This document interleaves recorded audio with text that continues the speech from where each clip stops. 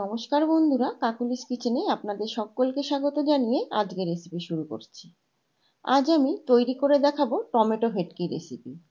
এই রেসিপিটা একেবারে আমি নিজের মতো করে বানিয়েছি, খেতে কিন্তু দারুণ টেস্টি হয়েছে। অনুরোধ রইল পুরো রেসিপিটা দেখার, আর দেখে যদি আপনাদের ভালো লাগে তাহলে অবশ্যই লাইক, কমেন্ট এবং শেয়ার করবেন। প্রথমেই এখানে কয়েকটা ভেটকি মাছের পিস নিয়েছি। মাছগুলো খুব ভালোভাবে ধুয়ে নিয়েছি।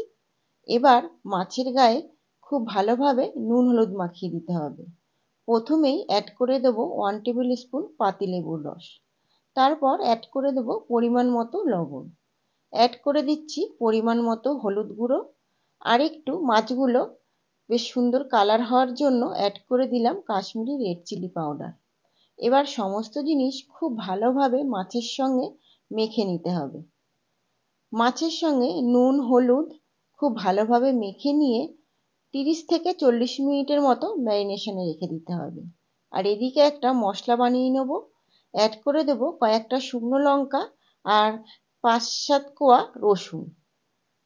লঙ্কার পরিমাণটা আপনারা নিজেদের টেস্ট অনুযায়ী অ্যাড করবেন। আর অ্যাড করে দিয়েছিলাম বেরেস্তা।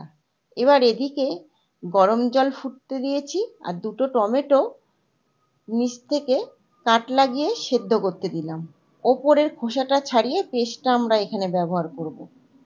এখানে অ্যাড করে দিয়েছি সাদা তেল। যেহেতু এই কড়াইতে আমি বেরেস্তা ভেজেছিলাম, তাই জন্য কড়াইটা একটু এরকম দেখাচ্ছে।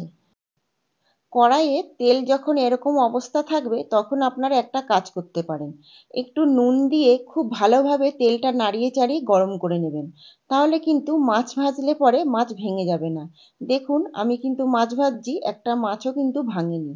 এইভাবে সমস্ত মাছগুলোই উল্টে পাল্টে হালকা লালচে হয়ে আসলে ভেজে তুলে নেব। দেখুন মাছগুলো ভাজা হয়ে গেছে। এবার আমি সমস্ত মাছ তুলে নিচ্ছি।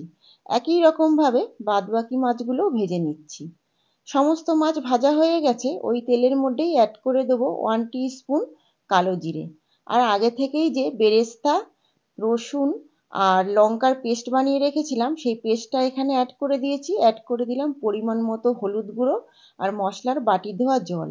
এবার মশলা থেকে তেল ছেড়ে আসা অবধি মশলাটা খুব ভালোভাবে কষিয়ে নিতে হবে। অ্যাড করে দেবো Kashmiri red chilli powder, 1 teaspoon ধনে গুঁড়ো। এবার সমস্ত মশলা খুব ভালোভাবে কষিয়ে নেব। দেখুন মশলা থেকে তেল ছেড়ে এসছে। এই পর্যায়ে অ্যাড করে দিতে হবে পরিমাণ মতো নুন। নুনটা দিয়েও খুব ভালোভাবে 1-2 সেকেন্ড একটু নাড়িয়ে চাড়িয়ে মশলাটা আরও কিছুক্ষণ কষিয়ে নেব। আর যে টমেটোটা সেদ্ধ করতে দিয়েছিলাম সেই খোসাটা ফেলে দিয়ে টমেটোর পেস্টটা এখানে ব্যবহার করলাম। এখানে আর আলাদা করে জল ব্যবহার করব না, টমেটোর পেস্টটাই এখানে গ্রেভির জন্য অ্যাড করব। এবার খুব ভালোভাবে হাই ফ্লেমে ফুটতে দিতে হবে গ্রেভিটা।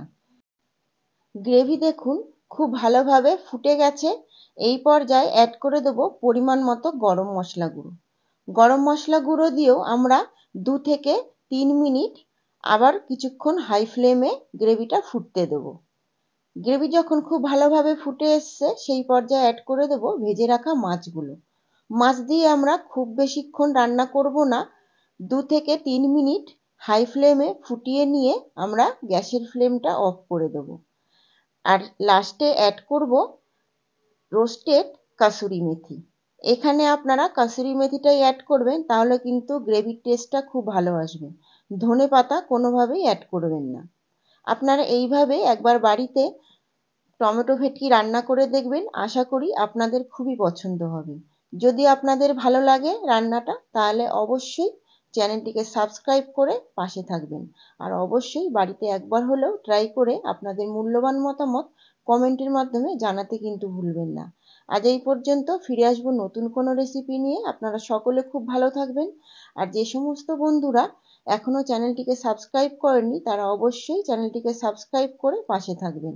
ফেসবুক পেজ থেকে যারা দেখছেন তারা অবশ্যই ফলো করবেন। নমস্কার।